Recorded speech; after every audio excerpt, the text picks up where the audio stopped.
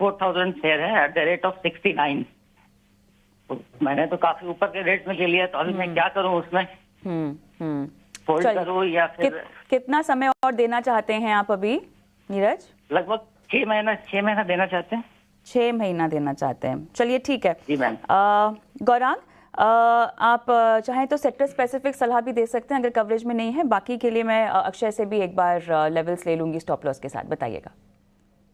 नीरज भाई को भी हमारा सादर प्रणाम और शुभ प्रभात। हमारे तरफ से शब्दावली का प्रयोग करने के लिए, प्रशंसा करने के लिए बहुत बहुत धन्यवाद। आप सभी को भी प्रणाम और शुभ प्रभात हमारे तरफ से। तो नीरज भाई, बैंक ऑफ बड़ौदा पर तो कवरेज नहीं है, क्योंकि हम मानते हैं कि ये एक कमजोर कड़ी है सरकारी बैंकों की सूची में। और गौरांग, बैंक ऑफ महाराष्ट्र है इनका सवाल। मैं बैंक ऑफ महाराष्ट्र पर ही राय दे रहा हूँ कि कवरेज में नहीं है कविता। अच्छा, लेकिन ये एक कमजोर कड़ी है बैंक ऑफ महाराष्ट्र सरकारी बैंकों की सूची में।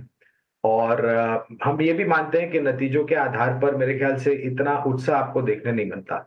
हाँ, एक बात है कि कभी कभार एक आध तिमाही में नतीजे अच्छे आ जाते हैं, इसलिए आपको ऊपर के तरफ के दायरे देखने मिलते हैं।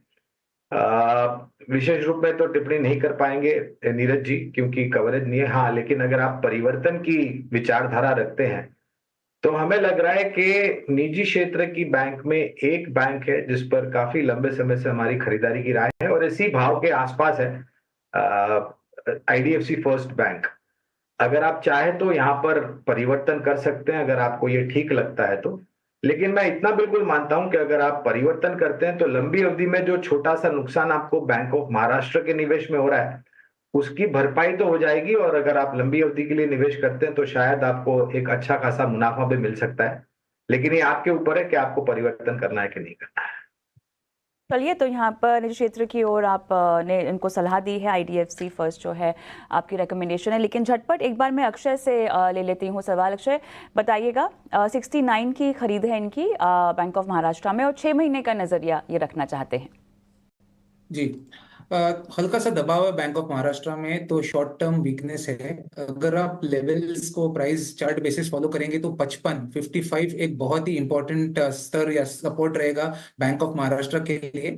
मेरे हिसाब से जब तक 55 होल्ड कर रहा है तब तक आप अपना पोजीशन होल्ड कर सकते हैं। स्टॉप लॉस आप 54 का रख सकते हैं रिस्क मैनेजमेंट के तौर पे। ओवरऑल प्राइस स्ट्रक्चर अभी भी स्ट्रांग है, छोटा शॉर्ट टर्म करेक्शन है, वापस रिकवरी आ सकता है जो 75 या 80 के स्तर छू सकता है बैंक ऑफ महाराष्ट्र। 6 महीने का आपका शायद होल्डिंग है तो ये लेवल वापस आपको दिख सकते हैं ऊपरी स्तर में।